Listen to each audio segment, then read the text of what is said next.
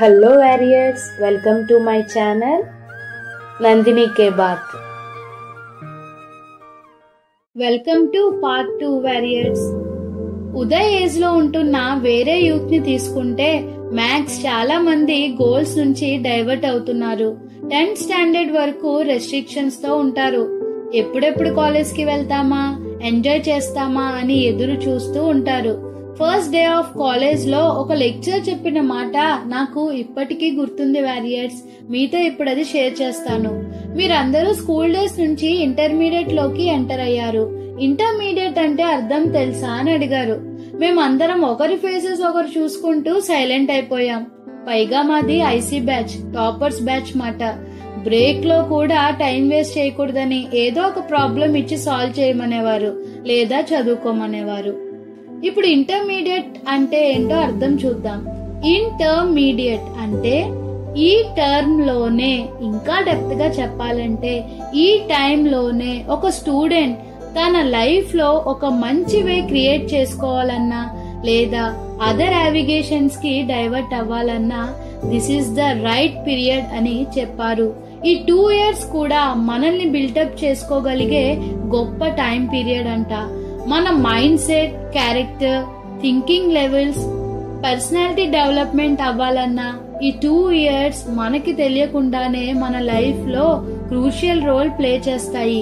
10th అయ్యి direct diploma or polytechnic చదివే వాళ్ళు కూడా ఇందులోకి వస్తారు. మనలో ఎంతమంది ఈ 2 years ని సరిగ్గా యూజ్ చేసుకుంటున్నాం?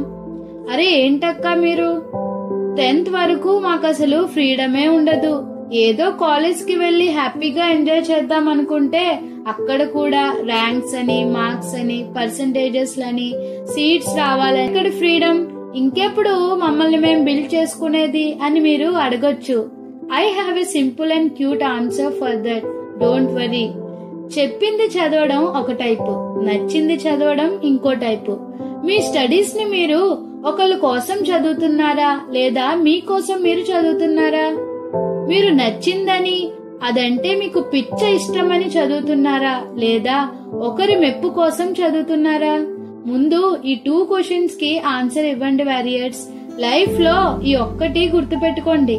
పేరెంట్స్ వాళ్ళ నేమ్ కోసం, కాలేజెస్ వాళ్ళ ఫేమ్ కోసం మీ మీద ప్రెజర్ పెట్టినా మీ కోసం మీరు చదవడం మర్చిపోకండి. ఈ marks, ranks, percentages, certificates, seats ఇవి మాత్రమే మిమ్మల్ని డిసైడ్ చేస్తాయంటే నేను నమ్మను. వీటికన్నా మిమ్మల్ని గొప్పగా డిసైడ్ చేసేవి ఏంటో తెలుసా? మీ నాలెడ్జ్, మీ క్యారెక్టర్, మీ థాట్ ప్రాసెస్, మీ పర్సెప్షన్, మీ బిహేవియర్, ఇలా ఎన్నో ఉన్నాయి. కాలేజ్ నుంచి బయటకు మెమోస్ తోనే కాదు, వీటితో కూడా రండి.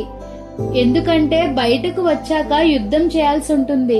అప్పుడు మీరు అనుకున్న వాటితో మిమ్మల్ని మీరు బిల్డప్ చేసుకోలేరు.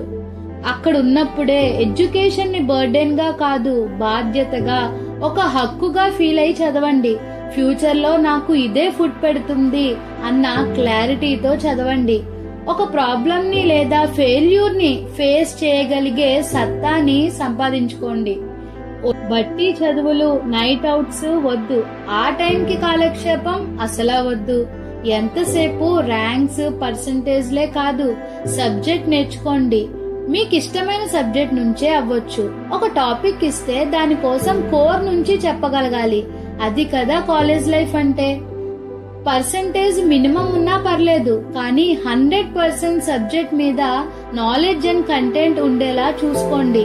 సెమ్ అయ్యిందా, క్లియర్ అయ్యాయా, సర్టిఫికేట్స్ తెచ్చుకున్నామా అని కాకుండా క్రియేటర్ గా మారండి, కాంపిటేటర్ గా కాదు.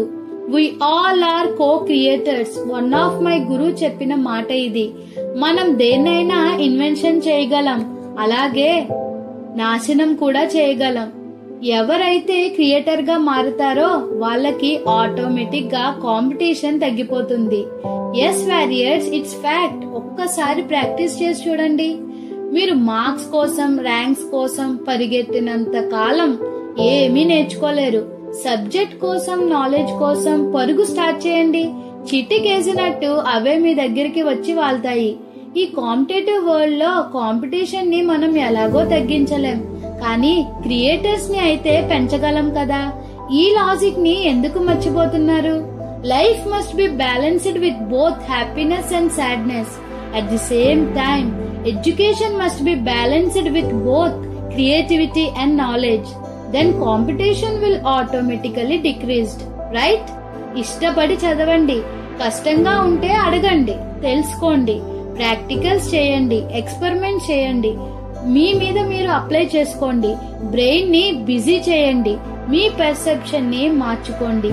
కాలేజ్ లో ఉన్నంత వరకు సెల్ఫిష్ గా మీకోసం మీరు చదవండి. వన్స్ బయటకు వచ్చాక సొసైటీ అండ్ ఈ నేషన్ కోసం మీ నాలెడ్జ్ ని యూజ్ చేసుకుని క్రియేటర్ గా మారండి. ఉదయ్ చేసింది కూడా ఇదే వారియర్స్. అండ్ పేరెంట్స్, మీరు ఎంతసేపు ప్రెజర్ కి బ్రాండ్ అంబాసిడర్ అయిపోకుండా మీ డ్యూటీని మీరు సక్రమంగా చేయండి. ప్రతి స్టూడెంట్ లోనూ ఏదో ఒక టాలెంట్, ప్యాషన్ తప్పకుండా ఉంటాయి. దాన్ని గమనించి తిరిగి మీ పిల్లలకు ఇవ్వగలిగితే చాలు. Support them but don't stress them please. ఈ కాలేజ్ టైంలో ఆ ఏజ్ లో వాళ్ళకి ఏదో తెలియని ఎక్సైట్మెంట్ తో ఉంటారు.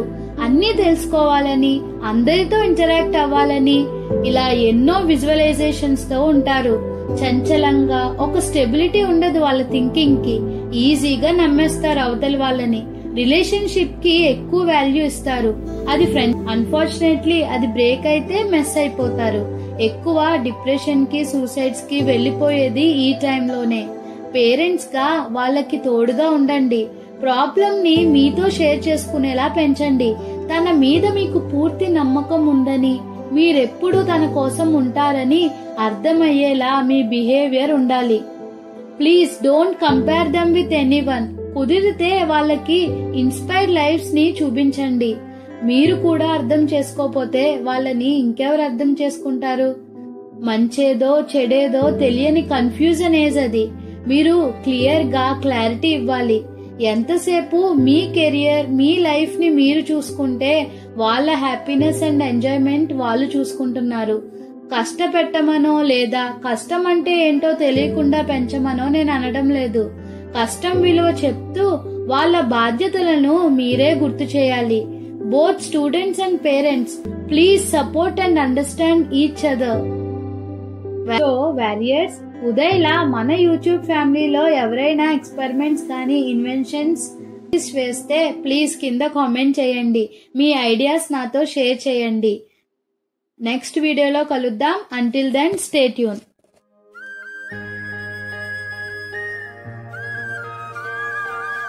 సపోర్ట్ చేయాలంటే సబ్స్క్రైబ్ అండ్ లైక్ చేయండి. ఫీడ్బ్యాక్ అండ్ కాంప్లిమెంట్ కోసం కామెంట్ చేయండి. వేరే వాళ్ళకి హెల్ప్ అవుతుందంటే షేర్ చేయండి. నోటిఫికేషన్స్ కోసం బెల్ ఐకాన్ని క్లిక్ చేయండి.